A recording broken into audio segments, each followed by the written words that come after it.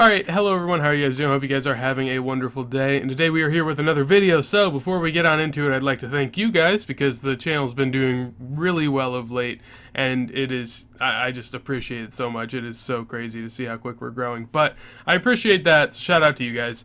But we're going to go ahead and get on into it now. So today we are here with how to get the fastest pet in the game. So if you guys have been around the channel for a little while, you'll know in about December to November-ish, I released a episode kind of like this, very similar, but since then I've found a couple different ways to go about actually getting the fastest pet, and I feel like now I have all the knowledge I need to go ahead and throw it into one video, so that's what we are going to do. So I'm going to go ahead, get on into the equipment and the inventory that you're going to need. So to start, as far as your armor setup goes, basically we will be in the wildy, we will be killing Chaos Elemental, and I know this may be a little different. You might be like, oh, I've only ever seen people kill with melee. At least that's what I've seen, but then someone recommended killing with range, and this is godlike. So what we have here today is the 4 best items that you can keep in the wilderness, whatever they may be. Just know that if you're going to kill us with melee for some reason, Fire Cape you will lose up there, Void Range you also will lose. But you're going to want to go ahead and grab 4 of your best things. So you could replace Snakeskin, maybe with like Pegasians if you don't have an Archer's Ring Eye, something like that. But for the most part, this is what you're going to want to follow. So Black D'hide as far as your top and legs go. As far as your helmet goes, Armadale Helmet. Necklace of Anguish is personally what I'm using. Avos Accumulator. I will be camping my Eagle Eye, so for that reason I have a blessing on me. You guys don't have to bring a blessing, and you don't have to bring this many prayer pots if you plan on flicking. I'm not going to flick. It's up to you. Snakeskin boots, Archer's Ring Eye, Barrow's gloves, Toxic Blowpipe, you know the whole deal. A major improvement that you can make, but I'd assume you'd know this, would be Twisted Bow. If you have that, go ahead and use it, but other than that, that's the fastest range you are going to get. So from there, with the inventory, basically I have 2 ranging potions, 3 stamina potions. It's a pretty far lure, so basically you're going to need about 1 stamina dose per lure. On top of that, 4 prayer potions, since I will be camping Eagle Eye, as I said earlier, a knife to cut through a web, a glory to go ahead and go to Edgeville. Find your way to the lever however you want to go about doing that, but I'm going to go ahead and bank the glory now. Fill up your inventory then, as you can see, with a knife and a few sharks, and I'm going to go ahead and bring us to the Chaos Elemental. So if you guys don't know where it is, you're going to go ahead and have to find your way. Oh man, thank you OS buddy. Alright, so this is a little bit of an outdated map, but I mean, the premise holds true. So basically, you're going to have to go ahead and get yourself up to this green triangle in any way that you want. You can either go through the lever, which I'll be doing, running north, then running over here, and then you'll find the Chaos Elemental. You can use an Anacarl teleport to the Demonic Ruins, and then run north. Or you can go ahead and use the Games Necklace, teleport to Corpse Lair. It is not where it is here, it's farther south, and run outside, and then southeast you'll find an obelisk. You can go ahead and use that until you get to level 50. And yeah, those are the 3 ways I'd recommend about getting here. I'm going to go ahead and do that, and then we will be right back.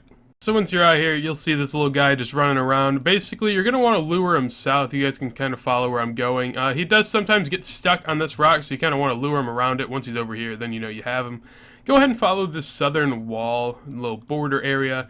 Just keep going pretty far. Make sure to stay out of the range of attack. You'll kind of get the hang of it as you go. There's no real way for me to explain it. He runs a little faster than you do, so you can't walk him all the way here. He will catch back up to you, but you just kind of want to keep your distance. He has a pretty far range of holding on to you. But basically what you're going to want to do is run all the way south here until you see basically these 2 squares, and you're going to want to go 1 left and all the way down.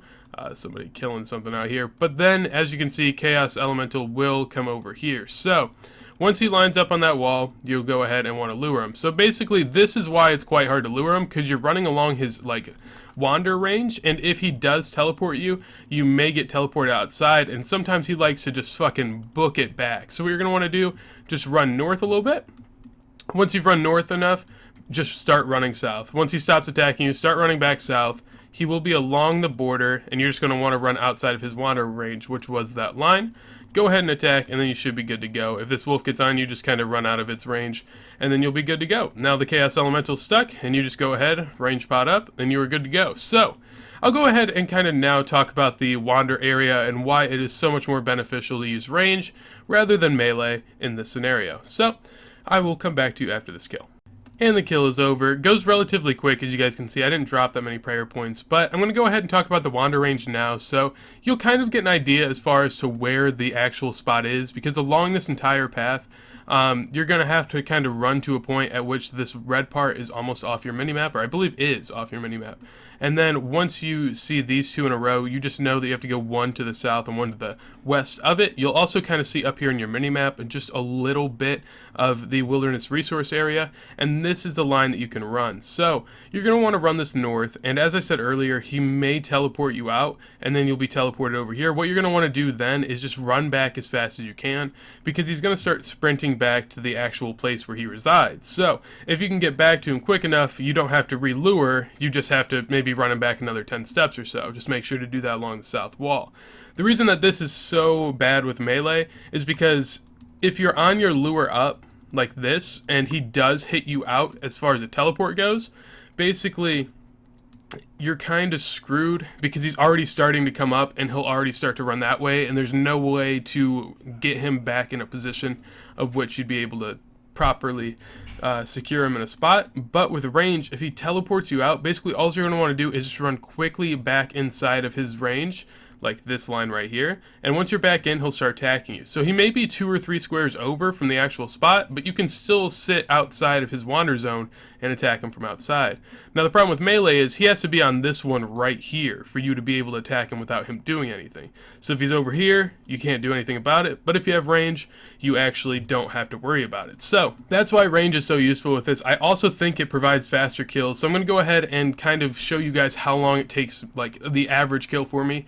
Take into account I have 95 range and I have pretty decent gear and adamant darts, but it will show you how quick this boss pet actually is to get if you go ahead and do it with this lure compared to actually like just hitting it, just flinching it over here on these trees. So I'm going to go ahead and time it out. I will be timing the lure as well, because that is something that you have to take into account, as it is a little bit more of a run than using that tree over there. To add on to what I was saying before, though, there is something about the wander range where he may wander off far enough to where rapid will put you in his zone. All you're going to want to do for that is just go ahead and use long range. So as you guys can see, he fucking ran away, and I'm pissed that I actually demonstrated that. God damn it. Alright, so something I wanted to go ahead and mention before we get into the finale of this video. It's something I don't end up mentioning then, so I'll do it now. I did test Chaos Elemental back in the day with a God Sword, which is the best weapon to use this on. Now it's an Elder Maul, but I mean, relatively similar. And basically with flinching, the highest kills, not the highest kills per hour, but the average kill rate was around 3.5 to 4 minutes, and you add in about 30 seconds to go to each world. The lure's a little easier, so you don't have to account for that as much, but that still adds up to about 4.5, 5 minute kills.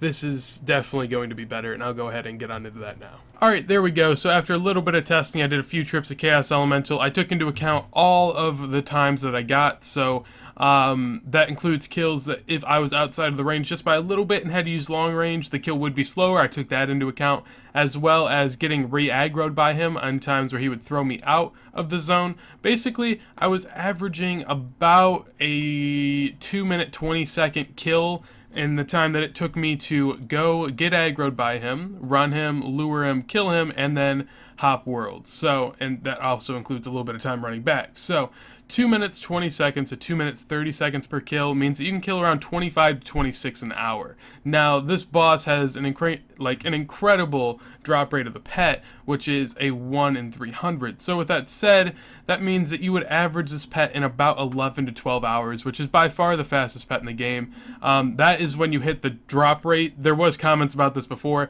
At 300 you're not guaranteed the pet, obviously, but you can get it before, you can get it later, but the drop rate is 1 in 300. So that is that. There were things, maybe Scorpio is the fastest pet in the game. That's not it at all. At max you get 100 kills per hour, and it's a 1 in 3k drop rate, so that's 30 hours. This 11 to 12 hours, I would say, is by far the best way to go about it. Sorry, correction on that. Just thought about it again. Scorpio is 1 in 2020 hours. My bad. Anyways, with that said, hopefully you guys enjoyed the video. If you guys did, make sure to leave a like. If you guys have anything you guys want to tell me, go ahead and comment that down below. If you guys enjoy my content, make sure to hit that sub button.